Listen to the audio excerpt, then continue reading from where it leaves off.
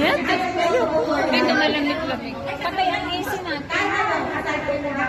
Mainit din sa pwesto natin. Sakit na.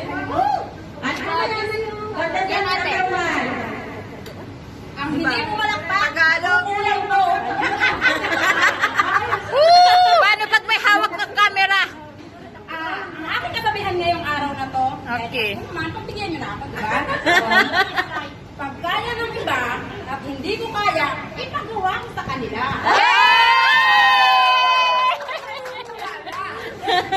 Tama yun.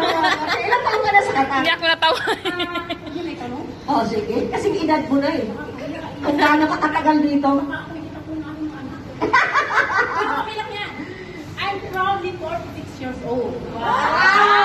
Parang 25 lang. May asim. Asim kiling. Tuhan mo siya magsalita. Sorry po. I'm proudly from Bicolana region. Oy, Sa aking magaling na asawa. Proud ko din. Ragon, ragon. Sa mga single po dyan, huwag kayo magaling. Sige. Hindi lang tayo single eh. Mamili lang kayo. Yung hindi Walang ko magpipilian. maiiyak eh. Tula. Ano po muli yung katanungan nila? Okay. Sino yung magtatanong sa kanya? Okay. Tatawagin natin si Miss Marisa. Mayos ka man.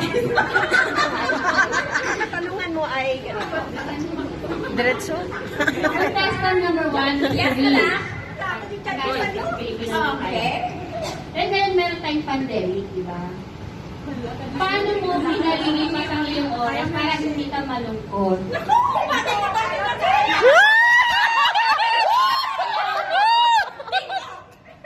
Diba? Sige. Isa yan. Sorry. Nagkakalibangan ko. Sample. Sampol! Sampol! Sampol! Gusto ba na tugtog?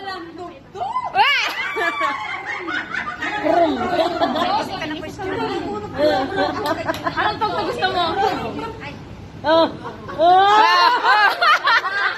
Disqualified na.